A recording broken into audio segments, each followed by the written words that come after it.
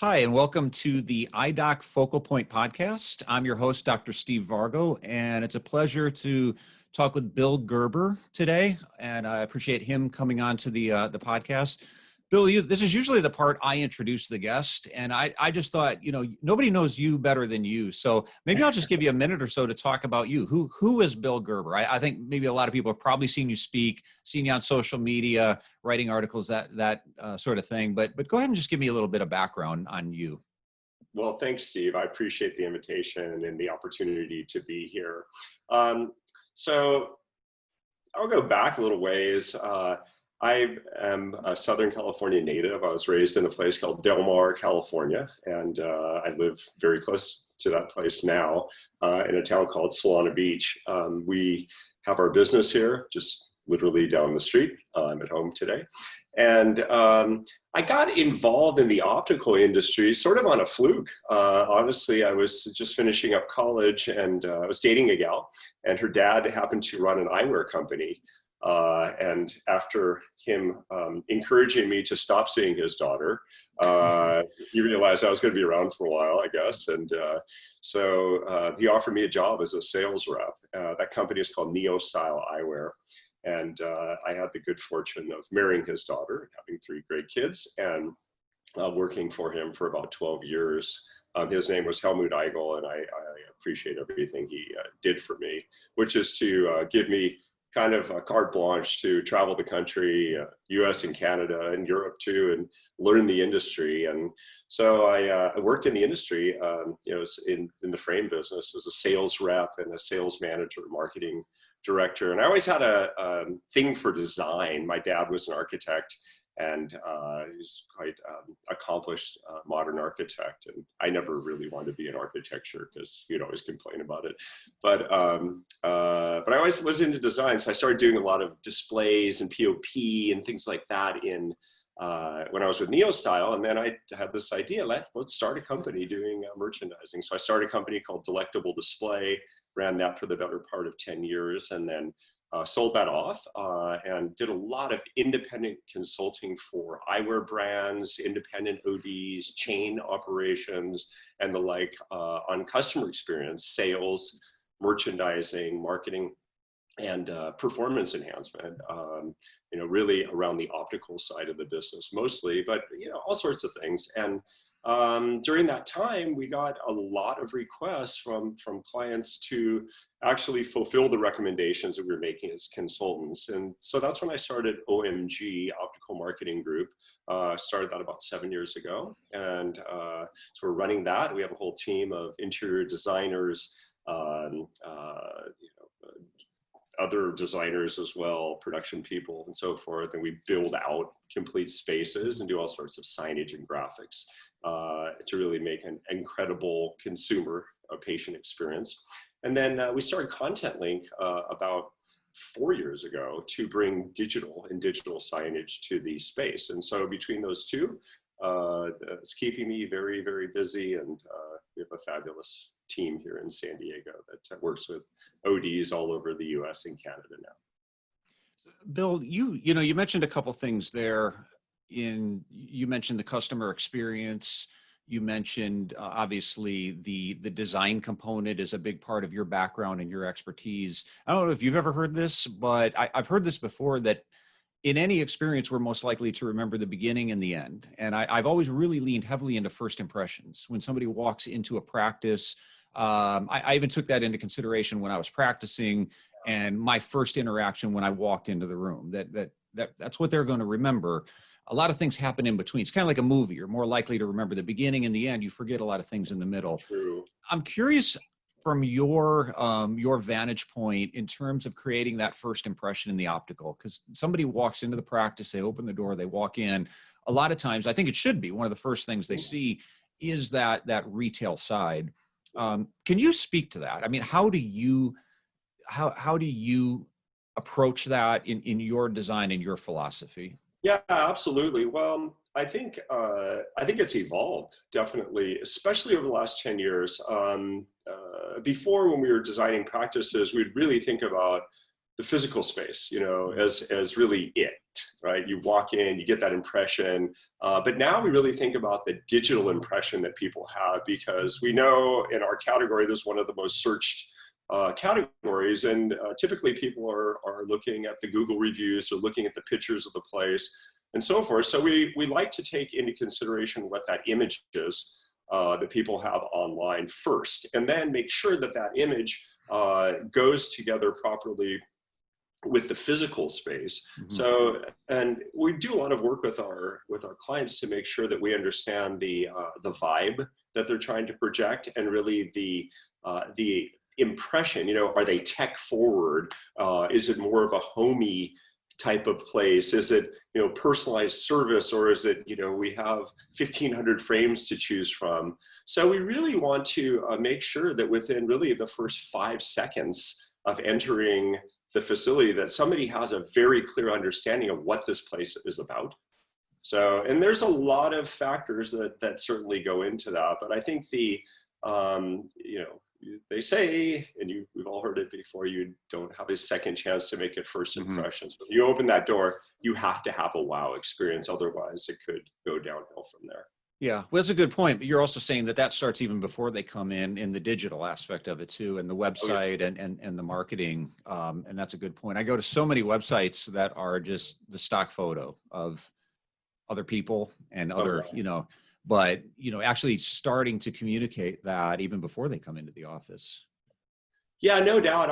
I see, quite frankly, so many ineffective websites. And then also, people oftentimes, I don't think, recognize the fact that there's Google photos. When you pull somebody up, there's photos right there. There's photos of the outside.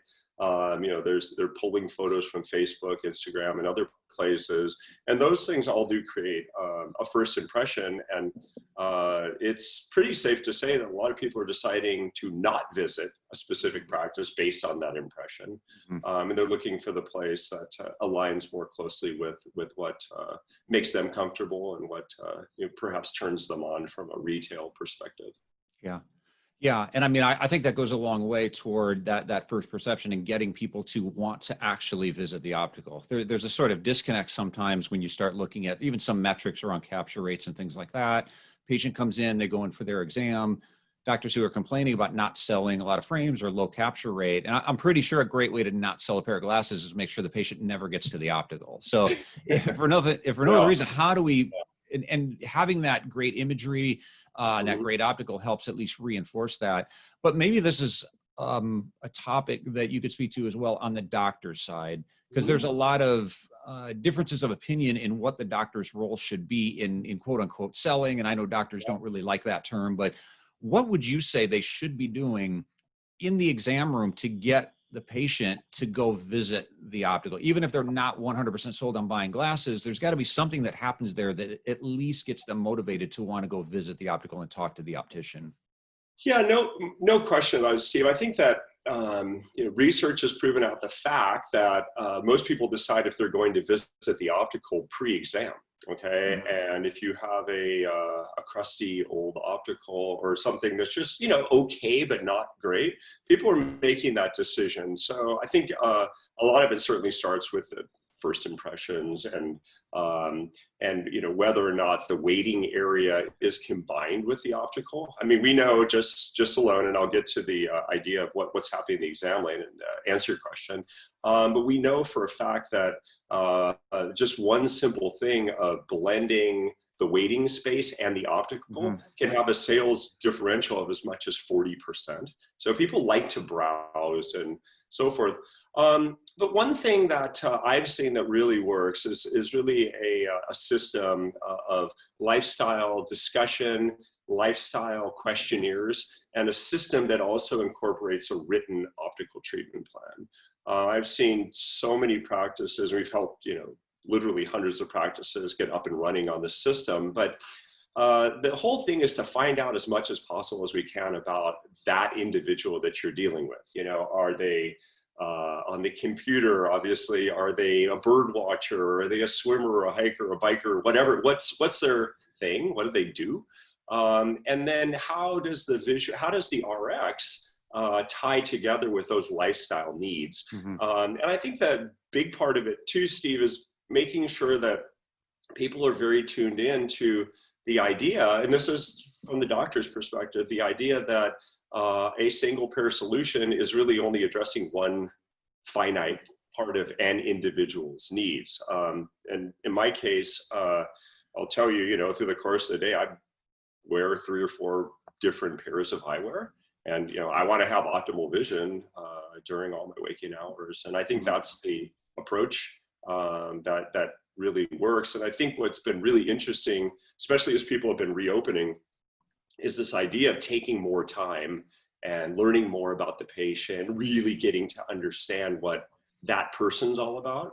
And I'm hearing reports. In fact, I just was on a call earlier today with a doctor in Texas who said that their May was up 22% over last year's May, and they are seeing 70% of the patients. I said, what is it? And he said, well, we're just taking time. And he said, we had always rushed to efficiency and processing patients as fast as we could. Now, he goes, I think we're rethinking everything now. Mm-hmm. I'm hearing that too from a lot of practices that are saying that we kind of been forced to change our model. And it's, some doctors are looking at it and saying, what do we want to keep? I mean, there's some things here that we're doing that's actually working, that we're able to see, we're able to measure. And I think we are now, I don't know from a volume standpoint, some offices have gone to a model that's probably not sustainable long-term, seeing one patient an hour. But where do we really bump up the level of service where we can maybe see more? Maybe we need to improve efficiencies or things like that allow us to spend more time with the patients. So, I'm about ready. This is one of the benefits of doing your own podcast, Bill. You get to promote your own crap. So I got a book coming out in July, and it's on this topic. It's really, how do we get people to go from hearing information to acting on it? And the first chapter is called Curiosity is Caring. And it really leans into the idea that we need to really learn, like you just said, what's important to them. As consumers, we're incredibly narcissistic. We can be great people, compassionate people, empathetic people, but we just operate from a different part of the brain.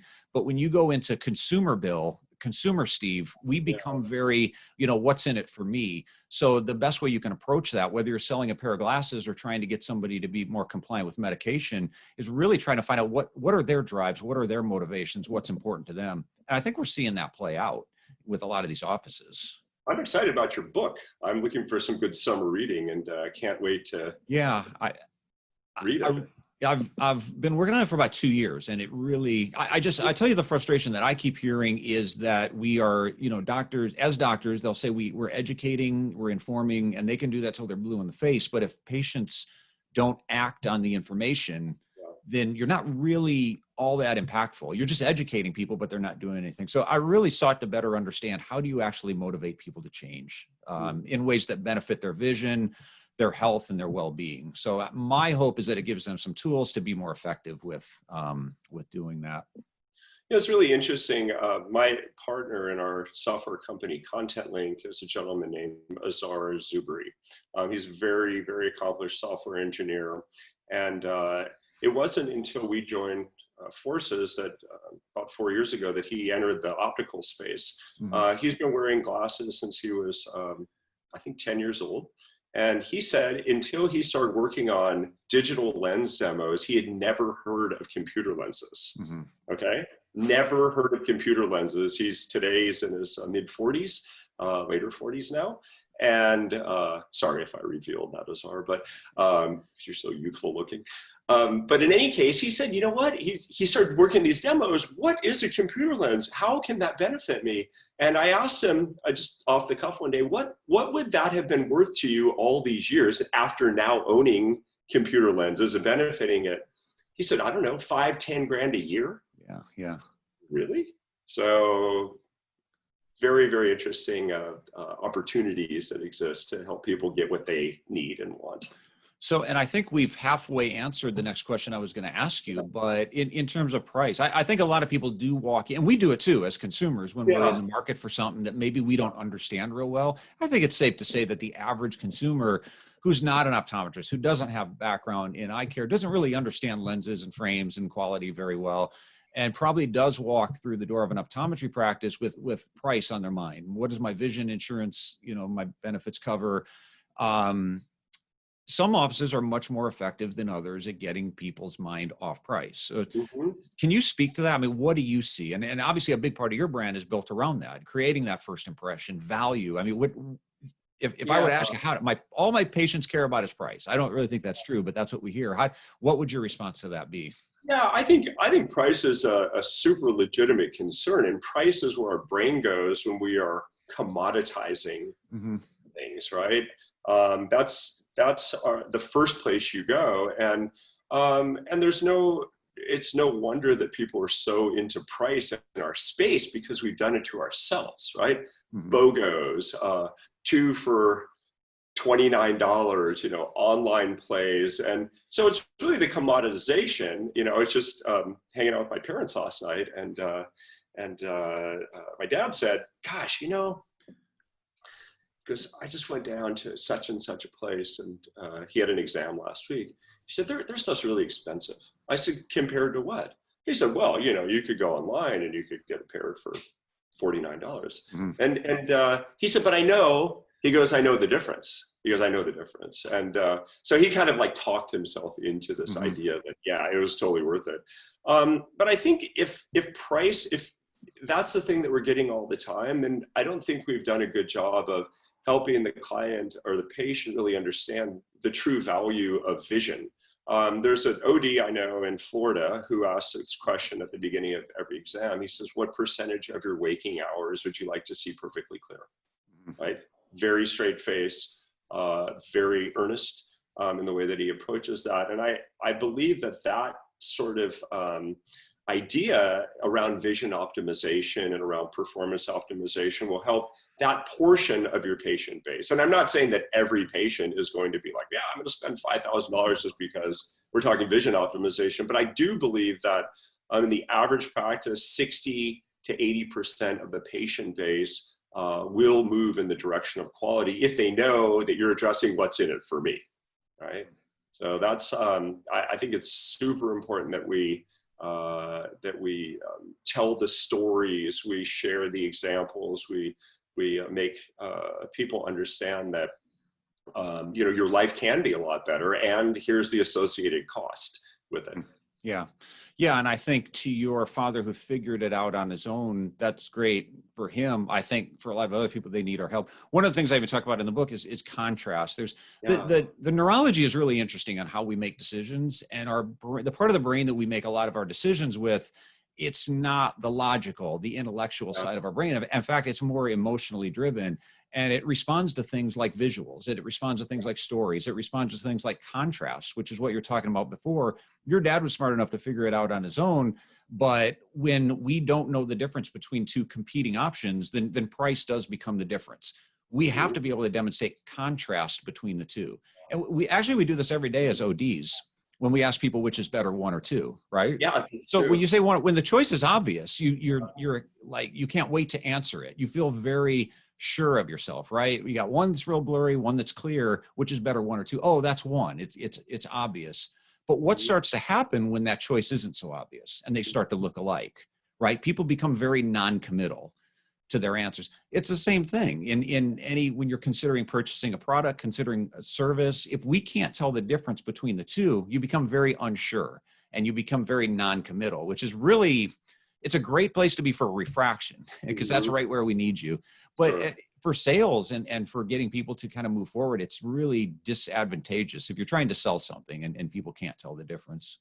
Yeah, no question. I think there's a lot of psychology that goes into all of this, right? And we've started to do a lot of work on addressing capture rate, because a lot of our clients, they ask us, well, gee, if I spend $100 grand or 50 grand, whatever I'm going to spend to upgrade my facility, what's my ROI, right? And so, we obviously need to answer that question. And, we have seen these increases in capture with not only upgrading the space itself, so it looks better and it looks more legitimate when somebody's making a $1,000, $2,000 optical treatment plan. But we've also seen, all sorts of increases in capture that end up being, trackable.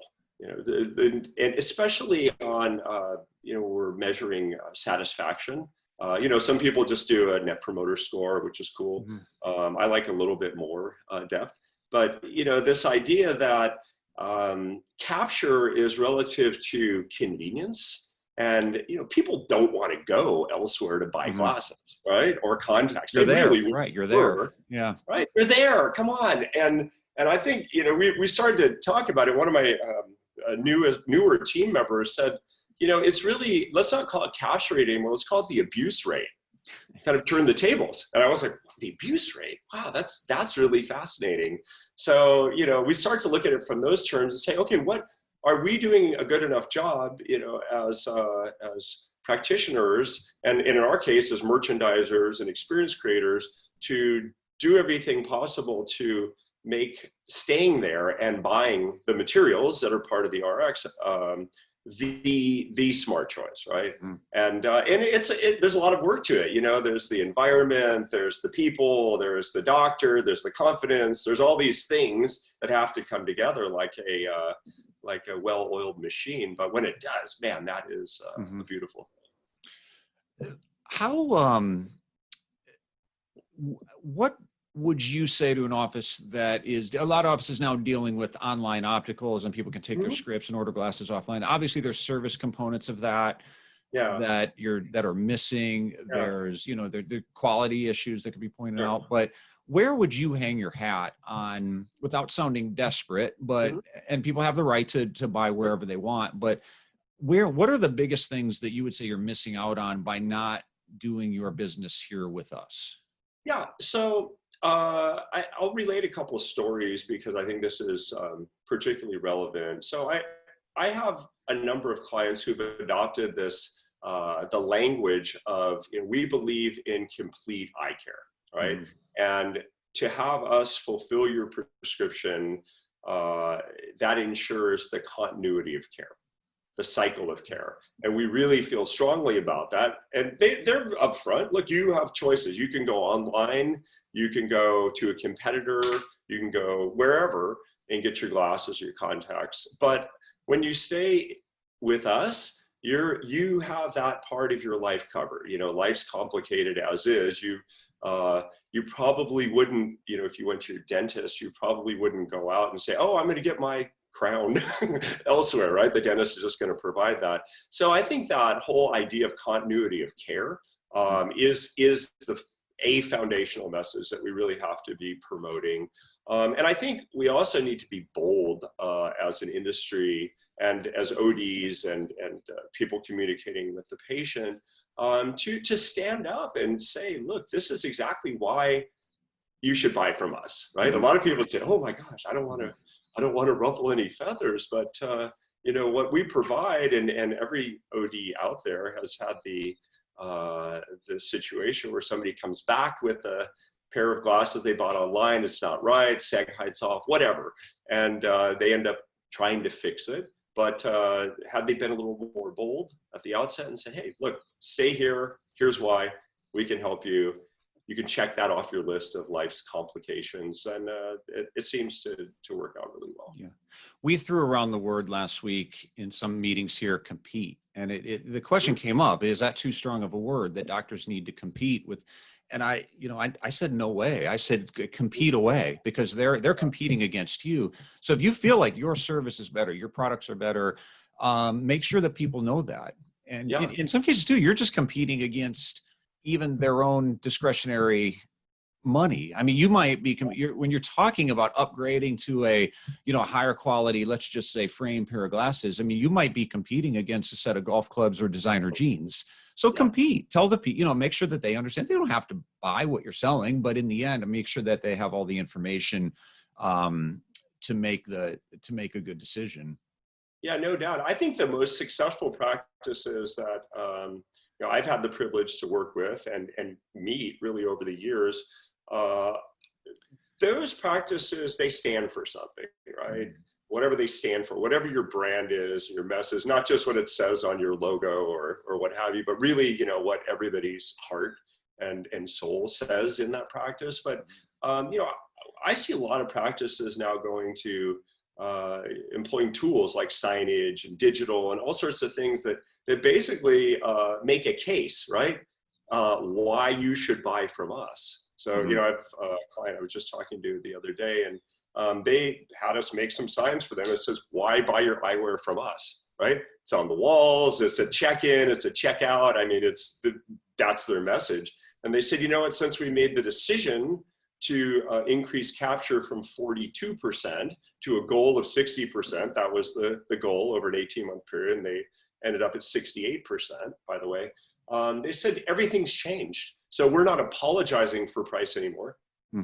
We're proud. Hey, this is your optical treatment plan. You need 3 pair, and it's going to be $1,700 or whatever it is. So I think that's being bold is huge. Yeah. Well, I think it's a different vibe too when you're honestly going into that, wanting to make sure that your patient gets the best products and the best care for them. Once you understand their need, not just this generic, we sell the best of everything, you know, the best. I don't know what that means, but when, you know, you understand what they really need, but when your mindset is really focused on them, I think you can be more bold, and that'll come out a lot more authentically. Because Bill, I just want to, I'm letting you know, I know you talked about getting these online, but I really think you need these lens options for what you're telling me that you need the glasses for. If I'm focused on you, I heard something recently I really liked. It said, if a lot of, I think it was more, I don't think it was specific to optometry. A lot of business owners focus on the success of their business, but if they spent more time focusing on the success of their customer, they'd lose less sleep. A lot of people lose sleep, or they lose less sleep over the success of their business. And to some degree, the money kind of takes care of itself when my focus becomes making sure that you get the, you know. Oh, no doubt. I mean, I can tell you personally that any time in my career that I've ever focused on money and the outcome, what's in it for me money-wise. Right. No, that messes up the deliverable, right? Yeah. I focus on, you know, like we're focused on now, how do we take this practice from this capture to this, or this sales to this? And look, I never want to see anybody make changes that don't result in higher patient satisfaction. You could sell $1 million more, but if your satisfaction plummets, that's not worth it. So I think we can do it all. I think we can, especially now. I mean, a lot of people, look, we just went through massive trauma, and a lot of people are bouncing back, which is great. But I think this it's a good opportunity to reset and know that we can have increased capture, we can have increased sales, and just by focusing on making people's lives better. So let's make some practice owners squirm here a little bit. Yeah.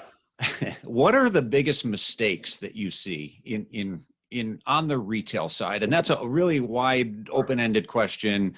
It could be the merchandising, the training, but when you walk into an optical and go, you know, oh my God, what are the things that make you do that? The things that just did huge, we'll call them mistakes, oversights that really need to be addressed, like yesterday. Well, I personally visited around 10,000 practices over the course of my career.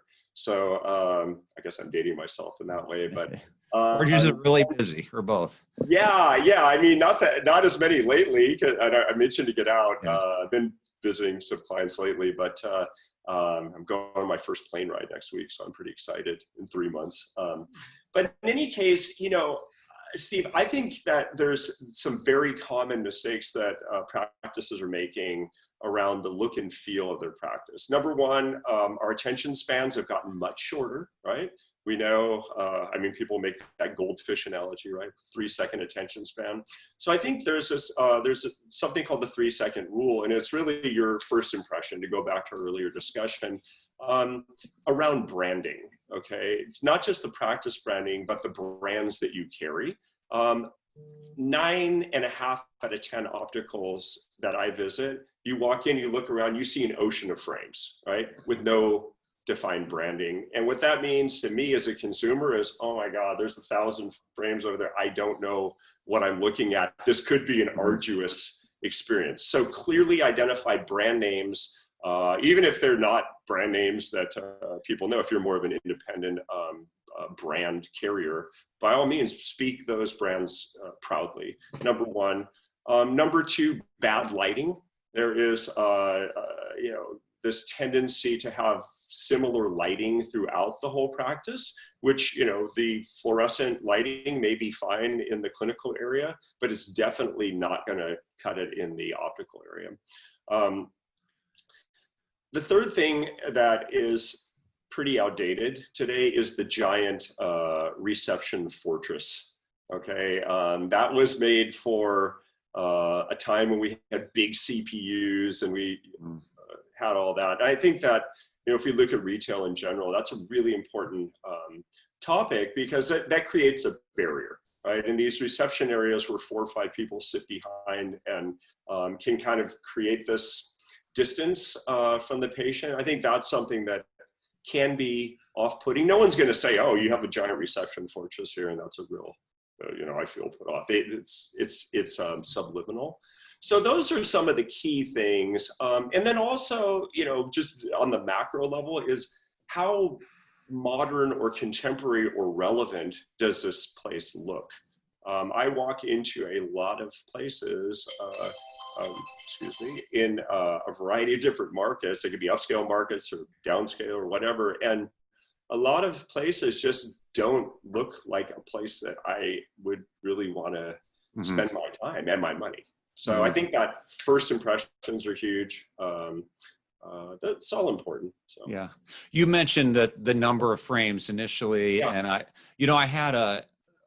was on the opposite end of this once, where I was on vacation and my glasses broke, and I had a prescription. So I went to this local optical. And I've told this story before.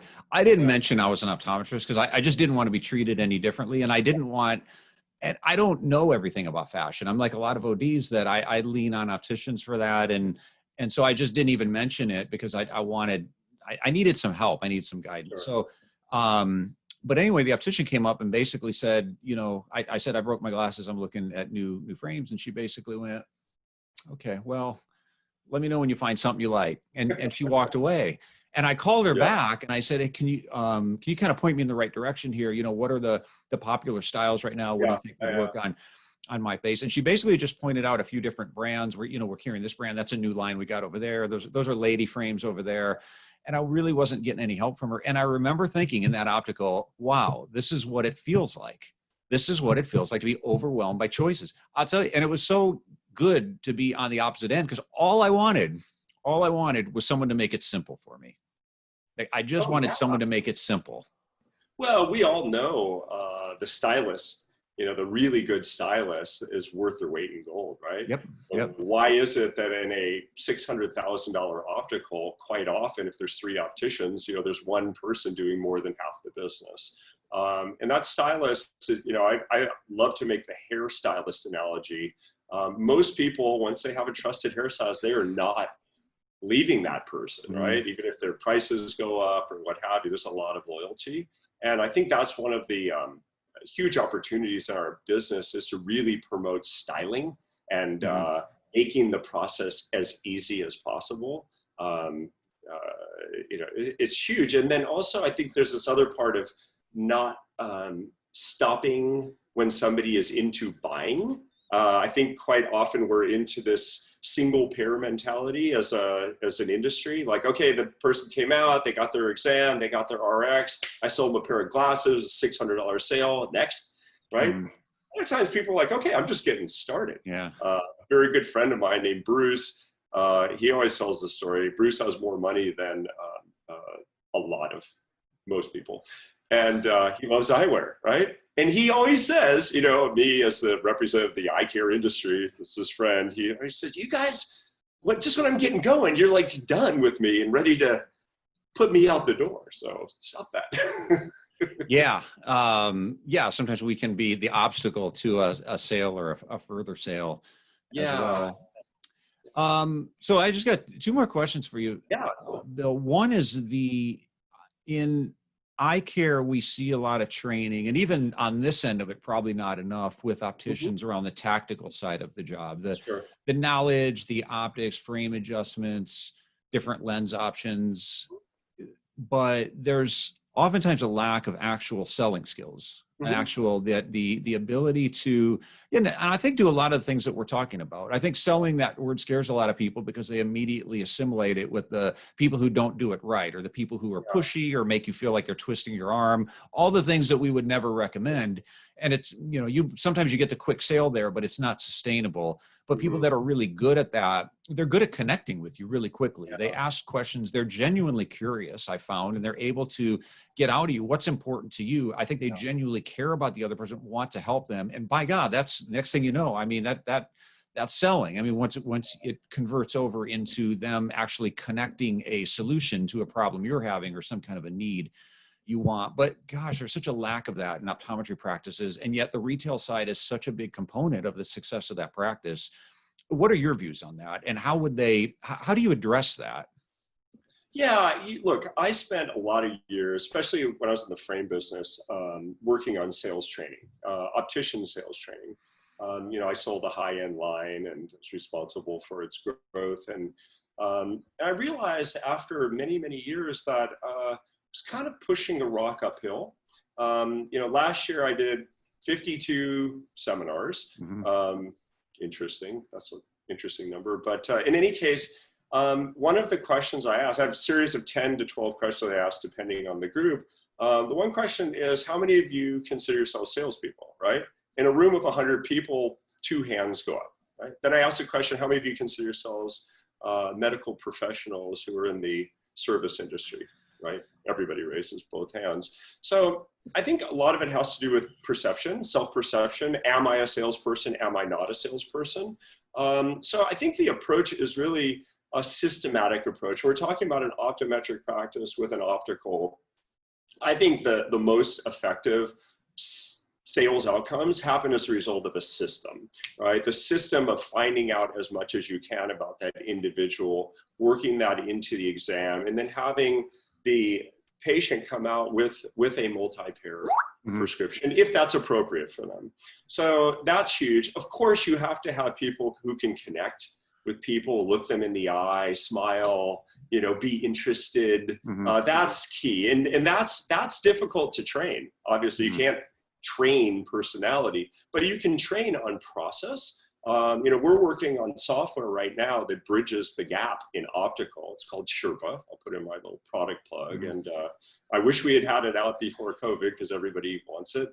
But, to really help with workflow and help with, reminding the patient and the optician what the doctor's RXs were and recommendations. So I think the selling part is everyone can improve on that. But I think also a lot of it's stepping out of your comfort zone because, we do what we do, right? But until we're challenged. So I encourage everybody to try, to ask for that additional sale or, if you're not used to selling certain coatings or what have you, just Mhm. bundle that together, but make the buying process easy and to connect it back with the patient needs, right? Their stated needs. You mentioned that you're on the computer all the time. Here's a solution, right? You mentioned that you're out riding your bike all the time. Here are these fantastic wraparound frames. Here is a solution.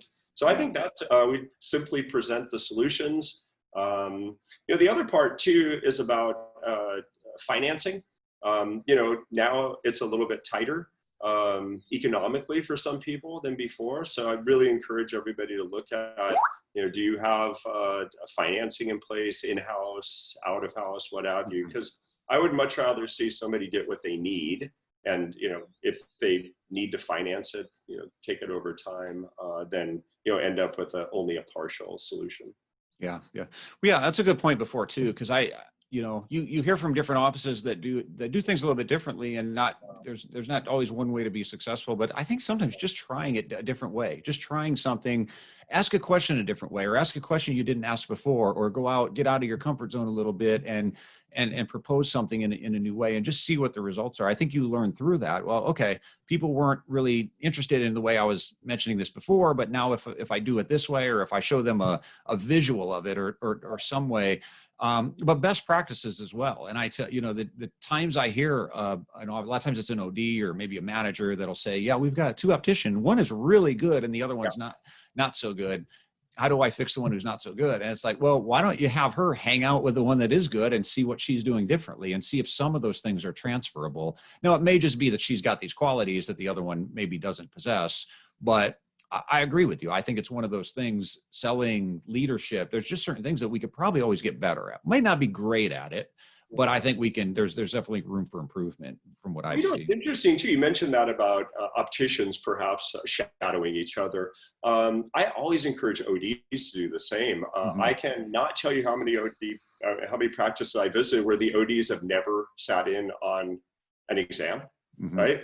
They may have been working together for 20 years in the same space, but it's like, because that level of consistency can also cause challenges for the support staff, right? So you have an optician, and I get this all the time when we do group meetings, where opticians will say, oh, well, Dr. Bob does it totally different than Dr. Sally, right? And so that becomes very, very much of an opportunity to look at, I want everyone to keep their own style and do what they do, but also look at it, how does it affect the outcomes, right? So that's very interesting. But also from the selling standpoint, to go back to that for a second, I think it's really important that we all accept the fact that we are all in sales, and then to wear it proudly, right? To never be ashamed of what you're quoting or what you're offering, because what we do in this business is we change lives, right? And we make people better, and that's worth a lot of money. Yeah. Well, I think change is key. I mean, that's really what I've been giving a lot of thought to and putting time into. And even with this book, it's actually called Prescribing Change, because I want to get past the point where we're just educating, but nothing happens, nothing changes. The only way you really change lives is you get the patient to change something in a way that benefits them. Otherwise, they're just passively hearing the information, but not acting on it. So you're right, we do, but I think we are always selling. I mean, and I don't mean that necessarily in the traditional sense of the word, but for us to be able to motivate other people to change in some way. And I think we should be focused on that if you really want to make a difference in people's lives. Did you go to school just to educate people, or did you really want to make a difference? If you want to make a difference, they have to do something different.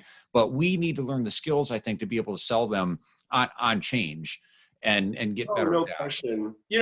I feel like I might step in some hot water saying this, but ODs are among the nicest people I have ever met, right? As a group, ODs are nice people. ODs recommend, but a lot of times ODs don't prescribe.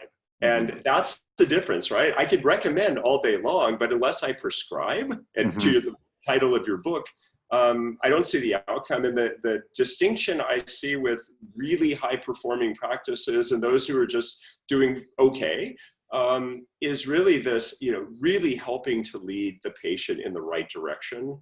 And, that those patients say, thank you, right? That's great. So, I cannot tell you how many practices where we've encouraged just the change in the terminology, get rid of recommend and move to prescribe. Prescribe, yeah. Right. Just that verbiage can make all the difference in the world. Yeah. Well, you give yourself more confidence too. If we want to be honest with this, I think sometimes the reason we maybe fail to get to that point where we can confidently prescribe and hand somebody something, say, Bill, this is what you need.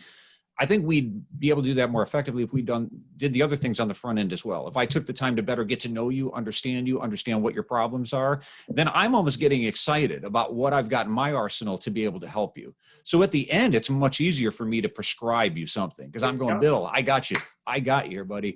Here you go. This is what you need. And it feels easy. It feels genuine and authentic, where the opposite of that is feeling like I haven't really gone through those steps, and I'm just we prescribe the best care, to everyone.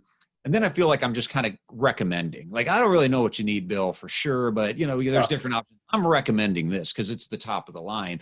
But I feel a little bit like, like I don't feel real confident with that. So I think there's a difference in approach and just that ability to connect with people, understand them. And I think that becomes easier to kind of be able a little bit more bold, like we talked about. Yeah, be bold. I think that's our rallying cry, is to be bold and be prescriptive and, make the experience fun. I mean, this is a huge part of our work is making fun environments and, really trying to create spaces and experiences that play on the culture, build up the culture of the practice itself. So, the fun element, I can tell you that just about every top practice that I visit that's really kicking, firing on all cylinders, they're having fun with it, right? They're changing lives. They're, helping people look better, see better, and that's great. I mean, what a great profession we're all in. Yeah, it's a different culture. It's a different feel, office culture at those. Oh Events. yeah. So, Bill, I'm going to end there on fun. Let's take that. Let's roll with that into the weekend. So this has been a lot of fun. So it's always we've talked a few times in the past, and I appreciate you jumping on and picking your brain. And I know you have a lot to offer people with your background. So I really appreciate you spending some time here. Yeah, we really appreciate the opportunity and what you're doing. Thank you for your contribution to the industry, Steve. Thank you as well. And so, yeah, this is Dr. Steve Vargo with iDoc. And if you want to learn more about iDoc, you can go to our website, idoc.net. That's idoc.net. I will tell you, one of our core values is better together. So if you're interested in being a part of a community of progressive ODs, a progressive growth-minded community, don't hesitate to reach out. You can contact me directly. SVARGO@idoc.net or just go to our website. So thanks again, Bill, and you have a great weekend, and we'll catch up later. Thanks. Take care.